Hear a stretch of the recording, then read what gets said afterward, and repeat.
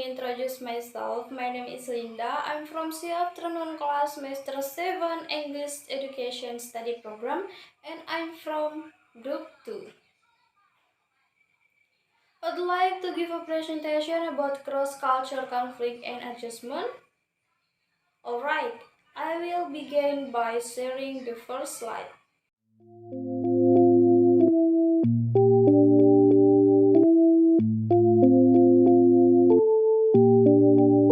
Identify and justify ways to cope with the cross-cultural conflict in a new culture.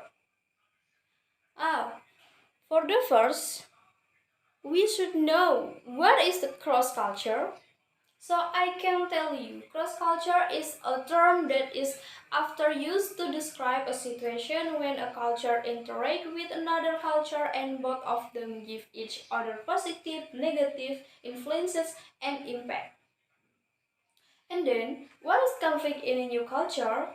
Conflict in a new culture is an interaction that arises because of differences in opinion, knowledge, and so on.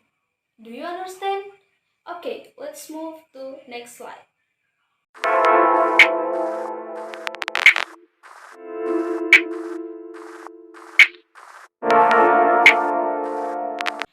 The W-shaped diagram of adjustment process in a new culture.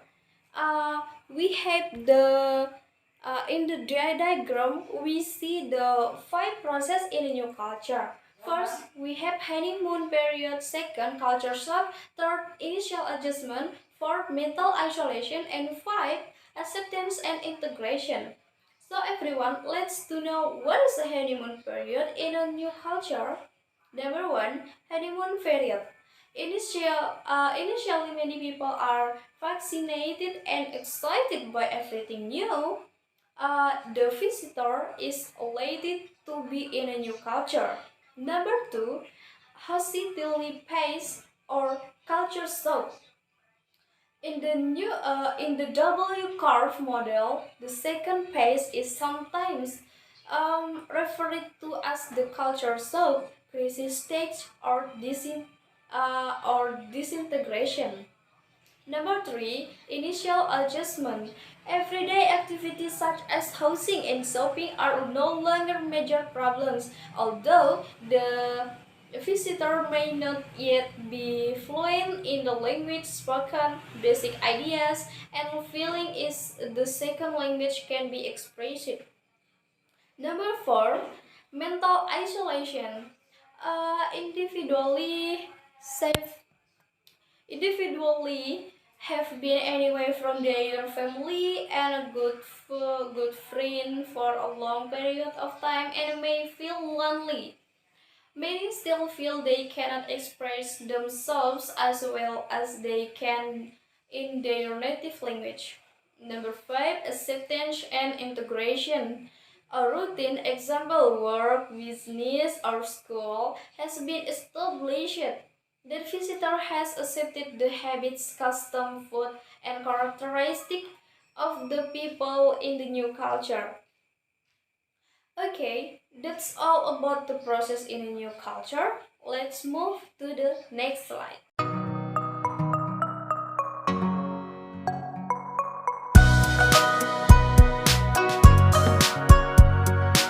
The W-shaped diagram re-entry adjustment process.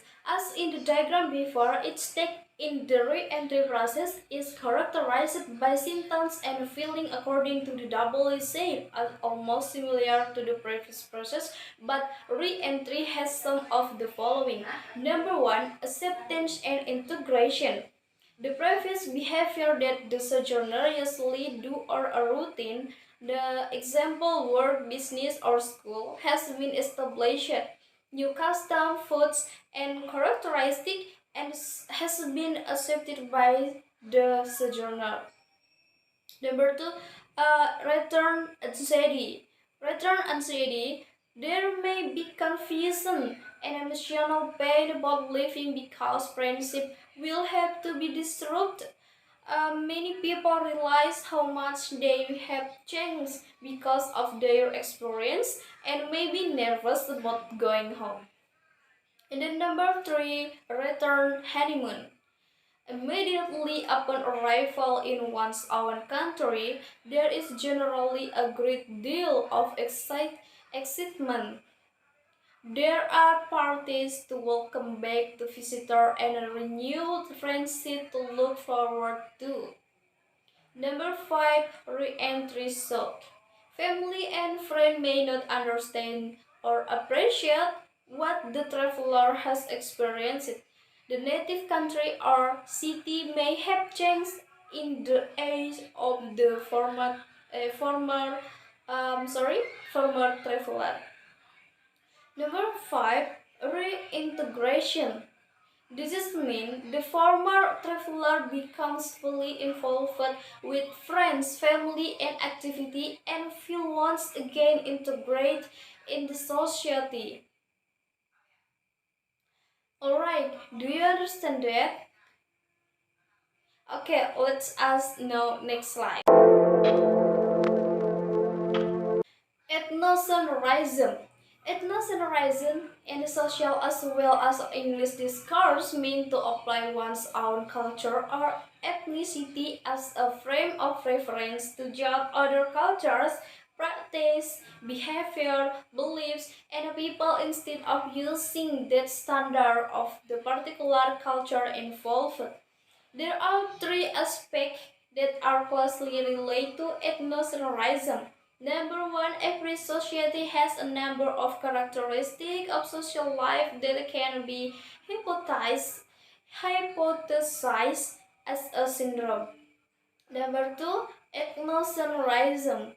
Ethnocentrism syndrome as functionally related to the composition and existence of group as well as competition between groups, so that the greater the ethnocentrism of a group, the greater the solidarity of the group.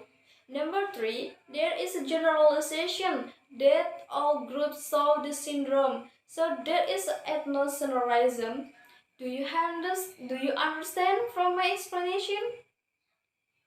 Alright, because you all understand, I'd like to finish presentation. Let's move to conclusion. Conclusion. So everyone, don't get too tired of learning culture and communication because it's very important for we are. Do you have any question? If there are questions, please ask in the comment column. That's all from my presentation today. Thank you for your attention and see you soon.